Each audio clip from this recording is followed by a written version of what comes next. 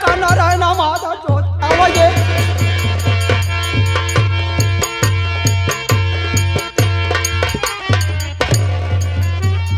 पिताजी की चरणों में नारायण बेटे का प्रणाम स्वीकार हो। पिता हमार घर छुआई आई आई, हमार घर छुआई आई आई। ये बताओ ता इज्जत लूटबे, इज्जत लूटबे। आओ हमारी इज्जत लूट, हमारी इज्जत लूट।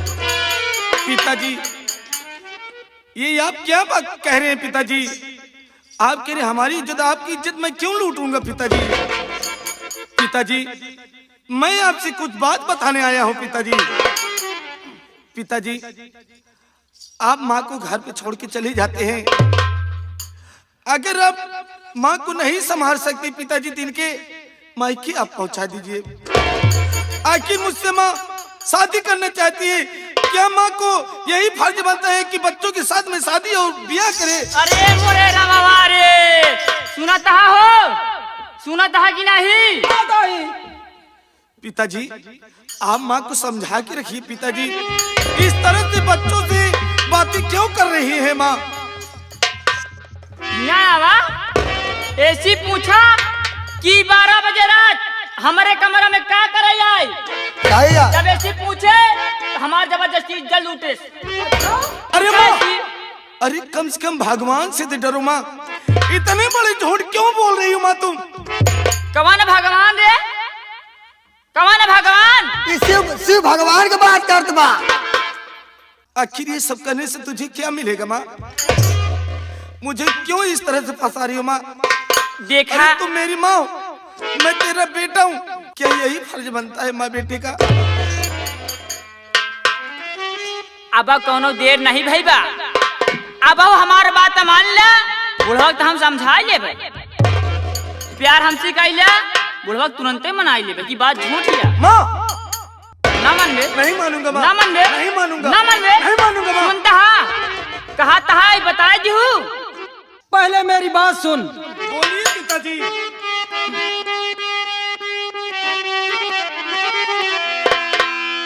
अरे क्यों न रहना, बता तुमको सूझी है क्या?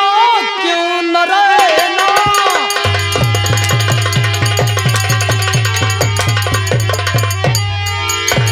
क्यों न रहना, बता तुमको सूझी है क्या?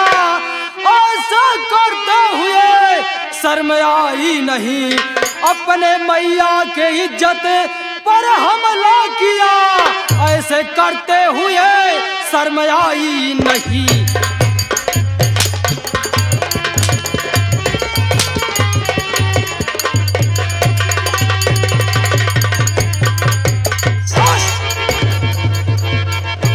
मार साले को।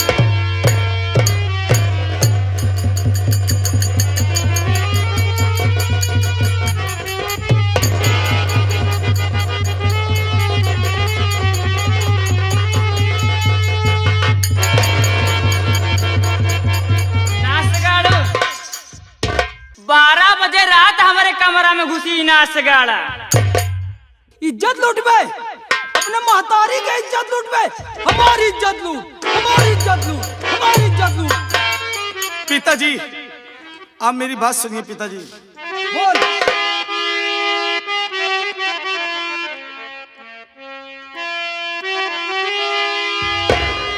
इस तरह न कहो,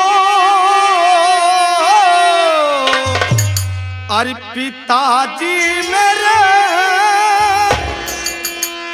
ऐसा कोई गलत काम न मैंने किया, खा कसम भगवान की। अरे मैं कह रहा ऐसा कोई गलत काम न मैंने किया। नहीं किया, झूठ बोलता।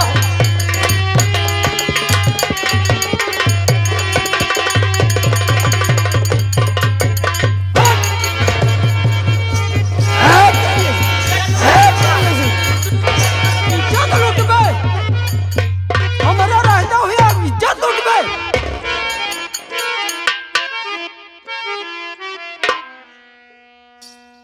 पिताजी, आप मुझ पर अंटर बरसा रहे, यानी मेरी बातों पर आपको यकीन नहीं हो रहा है पिताजी। अरे मोरे रमावा रे, मैं भगवान की कसम खा के कह रहा हूँ पिताजी, मैं ऐसा कोई गलत काम नहीं किया पिताजी। फंसने के बाद सब कसम खाते हैं। हिया रे, हिया देख, अब हम समय बा, मान ले हमारा। तो मुझे मारी सूली पे लटका दे, लेकिन मैं तेरी बात कभी नहीं मानूंगा रे। न मान बे हमार बात, नहीं मानूंगा, न मान बे, नहीं मानूंगा। तो का हमारे घरे जाग पड़ी। मुझे तो धमकी दे रही घर की। हाँ रे, नहीं जाऊंगा। और बोल, सुन हमार बात।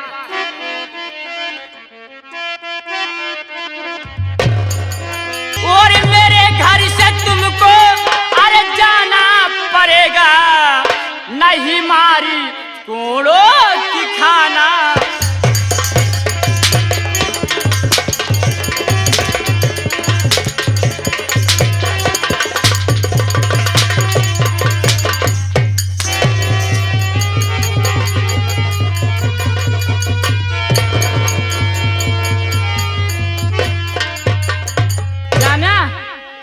हमार छाती ना जुड़ाए, ये जाउने आखी समका देखे बा, वही आखी हमें कहीं फोड़ दिए। ए आंखें जिन फुरवावा। माँ मेरी बात सुनो माँ।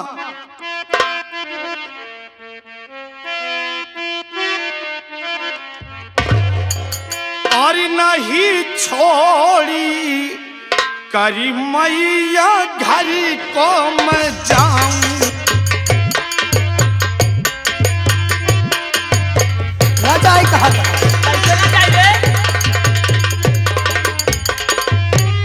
और नहीं छोड़ी करी मैया घर को मैं जाऊं, और चरणों में तुम्हारे मसीह से झूठ।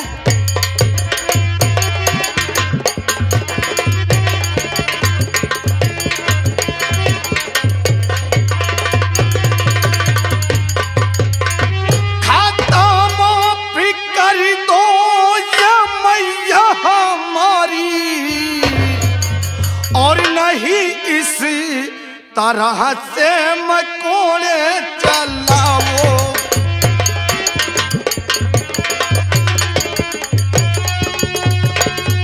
कोड़े चलाओ न कोड़े चलाओ, कोड़े चलाओ न कोड़े चलाओ, और नहीं इस तरह से मकोड़े चलाओ।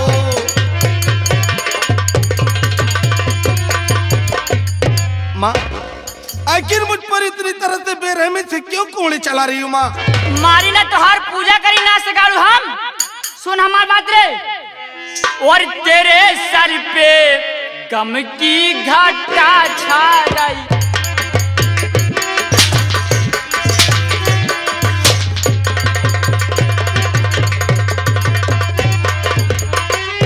और तेरे सर पे गम की अरे घटा छा रही है, और तेरी मौत तेरे करीबा।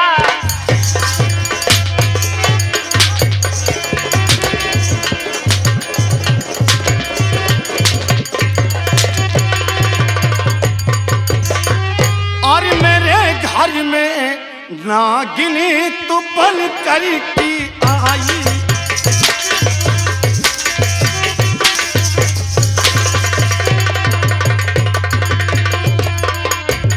और मेरे घर में नागिनी तू बन कर देखा मेरा सारे, देखा ये मेरा सारे। और मेरे बदन पे तू कोड़े चलाई। ना बचाओ, ना बचाओ, मारल पुजारी के, मारल पुजारी के, मारा गया। चली जाओ मेरे घर से, अरे पापिनी हरामिनी, ये मेरा सारे। और नहीं मार कोड़ों से खींच खालिस्तानी। बचाओ मारा क्या मारा मार भैया मार नारायण भैया मार का पुजारी मार मारेगा मार मार मारे का पुजारी। तू दहजना के नाती हमार लुगाई साफ करा बस तोहरे आँखी के सामने हमका मारे ना सगाई। मारा दीवा एक जवान का हुआ मौका करब ई जौने आँखी से हमका देखे बा वही आँखी के दुन्ना फोड़ दिया। फोड़ दे एक आँखी फोड़ हमारा ये काना सारे हम का करे ही अरे दहजरा के नाती ओ कहीं नहीं है कहीं ना सगाले का। हाँ हाँ तो मुर्दे काहे मैं हमको एक चाप सारे हमारी का चाप दे बे काना सारे ना आँखी कर फोड़ के घर से भगा गया। हरामजादी तू मेरी आँख फोड़ेगी तो का तो गोठे कुल्हरी से काटब हम। ताई अबे हमका का समझे रे समझा जाऊने गाँव तो बिटिहनी यही चली आए गाँव आनंद हो गया। और का जाना भाई जौने गांव भी टेहनी है वो गांव के जितना लौंडा रहन है रड़ुआ एक नहीं रहन जब तक रहन। हमार शरीर या जहाँ जोन गई तो का मतलब हमका हमार चीज जहाँ बंद करी जाए खोल के चली। हम कहा थे तुहार चीज या चाहे तू खूंटा में डाल के फाट डाला। अगर हमसे प्यार करत हा तेका दुनो आँखी फोड़ के घरे से बहिया दिया तब भाई जानब कि हमसे प्यार करा था सही है। हम अकेला या वहीं गिरा के आँखी फोड़ दे। इतना हिम्मत अगर काना सारे निर्जा से अपन फोड़े वाला सामान मंगाई लिया।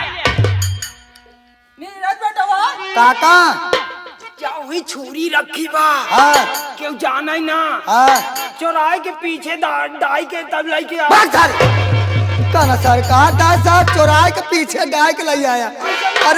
अरे सारे पीछे डाय के ले आओ तो हम जीएफ की मारा काका हो कहा तही छुरियो लेता ही जौन अखिया वाला जहरवा रखे हा उहाव साथे साथे लेता ही। हम कहा जहरवा डाय देवा ना और छुरिया से हल्का छुई देवा ना तो ऑटोमेटिक पूरा अखिया खरा एकदम खत्म हो जाए।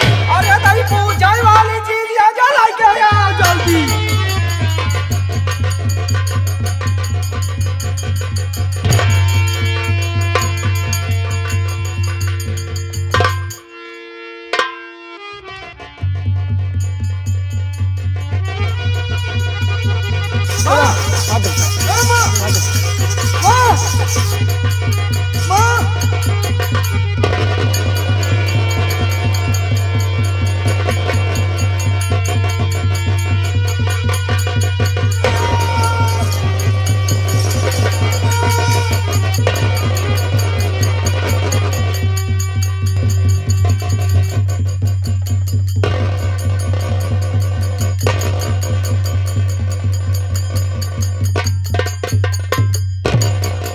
देखा आँखी तो फोड़ दे है अब आओ दोनों पुरानी घर से तू घर चला चली नहर केनो आई ही कहीं मेरा रुआ मन से दुआ मिल के बेटा उनका आँखी सही है माई सही है। आवा चली चल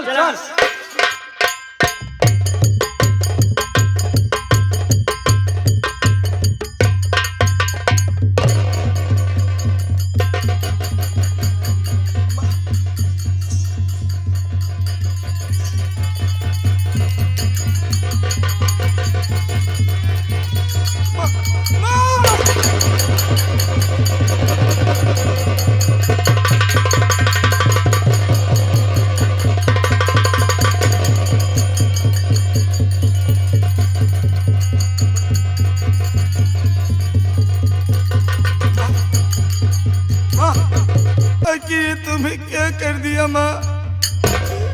कहाँ जाऊंगा माँ मैं दर बदर की ठोकरी खाऊंगा कोई सहारा नहीं देगा माँ मुझे।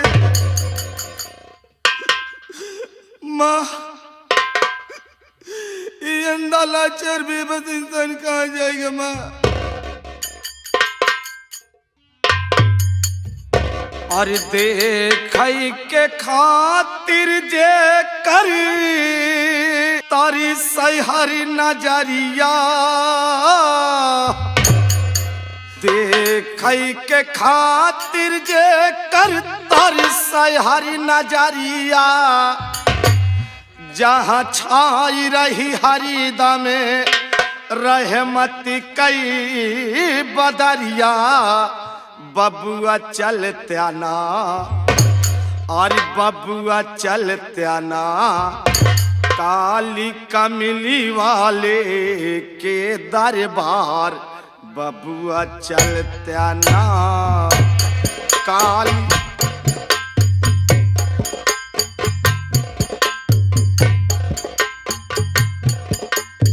बबुआ चलत्या ना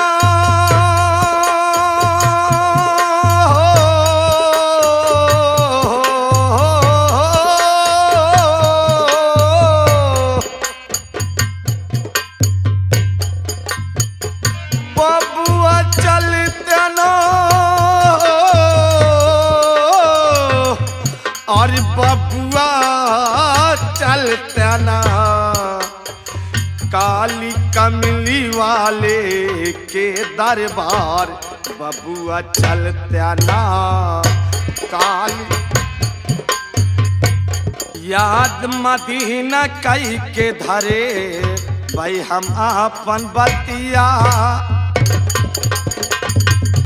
याद मदीना कई के धरे भाई हम अपन बतिया गले से लगऊ बचुम बई तौबा की मटिया गले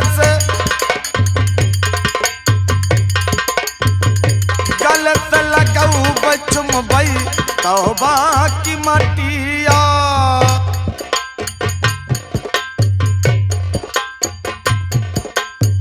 और रहमती कई खजानवा हमारे और रहमती कई खजानवा हमारे और नबी कई घरनवा बबुआ चलत्या ना और बबुआ चलत्या ना लई के लौटब इस्लामी विसार बबुआ चलत्या ना लई के लौटब बबुआ चलत्या ना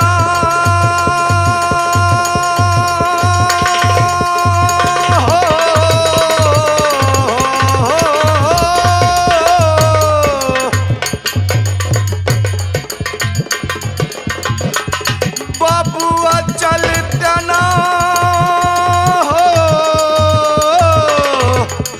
बबुआ चलत्या ना लई के लौटब इस्लामी विसार बबुआ चलत्या ना लई के लौटब इस्लामी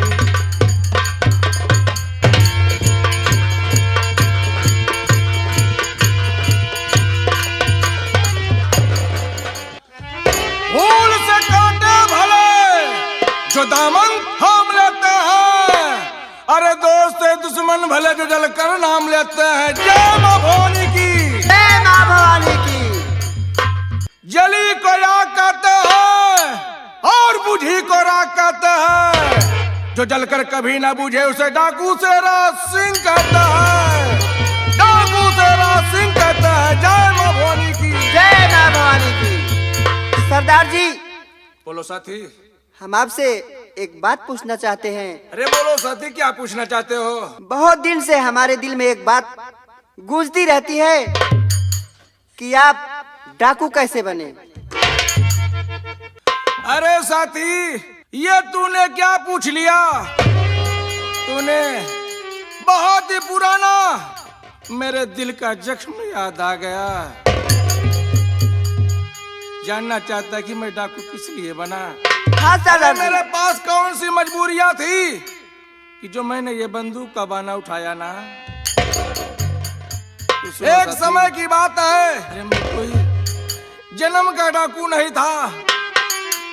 इन्हीं माफियाओं ने, इन्हीं माफियाओं ने अरे मुझे मजबूर कर दिया तो मैं डाकू बन गया। मेरी कैसी कहानी है तुम सब पूछ रहे हो तो मैं जरूर बताऊंगा। हाँ सरदार जी, शीघ्र बताइए। मैं इसी धारा नगरी का रहने वाला हूँ और मेरे पिता का नाम श्री गिरधारी लाल किसान था और मेरी माँ का नाम सुशीला था। एक दिन की बात कि मेरे पिताजी खेतों में बैल चला रहे थे और उसी दरमियान काल भैरव महाराज विक्रमादित्य को शिकार खेलने के लिए चल दिया। उसी जंगल के करीब में ही मेरे पिताजी का खेत था जो महाराज विक्रमादित्य ने दिया था किसानी करने के लिए। उसी जंगल में जरा सा मौका पाया काल भैरव हरामखोर, जब महाराज विक्रमादित्य का खून हो गया साथियों, खून हो गया तो उसी जगह पे एक मुस्लिम अकरम खान चाचा थे। गोलियों की आवाज सुने तो वहां पर पहुंच गए। जब वहां पर पहुंच गए तो अकरम खान चाचा देखते क्या है कि उधर महाराज विक्रमादित्य की लाश पड़ी, उधर काल भैरव खड़ा। तो अकरम खान चाचा ने पूछा, अरे काल भैरव, अरे है काल भैरव, ये तूने क्या कर दिया? मेरे महाराज का खून कर दिया, मैं तुझे फांसी के तख्ते पे झुलाऊंगा। इतना जब सुना तो काल भैरव हरामखोर अकरम खान को रिश्वत देने लगा। लेकिन जात का मुस्लिम अकरम खान, उसने कहा काल भैरव, अरे मुझे रिश्वत नहीं चाहिए। जब नहीं माना तो काल भैरव साला अकरम खान चाचा को गोली मार दिया। जब गोली मार दिया साथियों, दूसरी गोली की आवाज जब मेरे पिताजी सुने तो खेतों में बैल को छोड़ करके हाथ में बैल का पैना लिए उधर आए तो देखे इधर महाराज विक्रमादित्य की लाश पड़ी, अरे उधर अकरम खान चाचा की लाश पड़ी। ये देख के मेरे पिताजी को गुस्सा आ गया साथियों। जब गुस्सा आ गया हाथ में लिए थे पैने, उसी पैने से काल भैरव को 20 पैने लगा दिए। 20 पैने लगा दिए।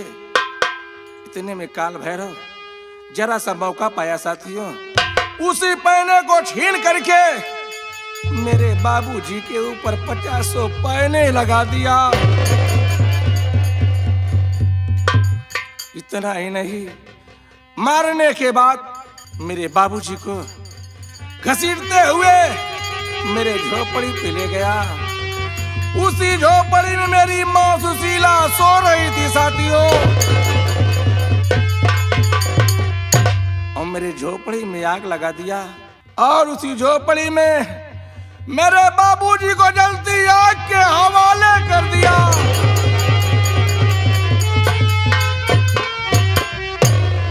और मैं अपने साथियों के साथ खेल रहा था।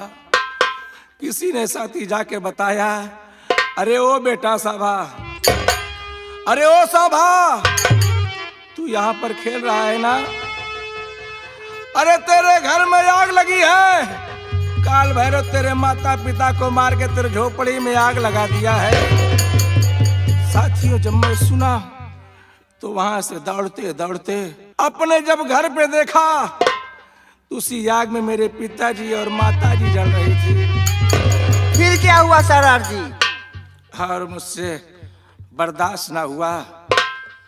काल भैरव के गिरेबान कॉलर में हाथ लगा कम 20 फैट मारा साले को। जब 20 फैट मारा तो उसके साथियों ने मुझे पुलिस के बट से मेरे सर पर वार कर दिया और मैं बेहोश हो गया। जब बेहोश हो गया तो उसी हरामजादे ने मुझे ले जा करके साथियों एक पहाड़ी पर से मुझे नीचे फेंक दिया। मैं वहां पर गिरा बेहोश। जब मुझे होश आया तो मैं सोचा कि मेरे माता पिता दुनिया को छोड़ के चले गए, अपने माता पिता का बदला कैसे चुकाऊं।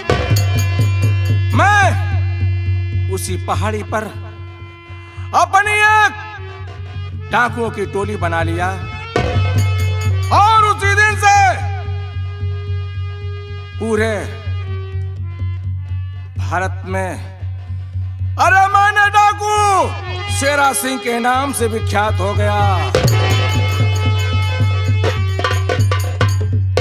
और मैंने कसम खाया कि अब है काल भैरव साले, तूने मेरे माता पिता को मारा है ना, आज एक कसम खाता है सांभा। सांभा मर गया, डाकू शेरा सिंह पैदा हो गया बे। जब तक तुझे मारूंगा नहीं, मेरे माता पिता को शांति नहीं मिलेगी। यही मेरी कहानी है साथी। लेकिन साथी ये बताओ कि अपना एक साथी डाकू खरपूटी लाल है, उसका कोई पता नहीं है। नहीं नहीं सरदार। ठीक है साथियों, चलते हम सब अपने गुफा के अंदर, वहीं पर बैठेंगे। उसके बाद खरपूटी लाल जरूर आएगा। यही ठीक रहेगा सरदार जी, चलिए। चलो साथियों, जय मां भवानी की। जय मां भवानी।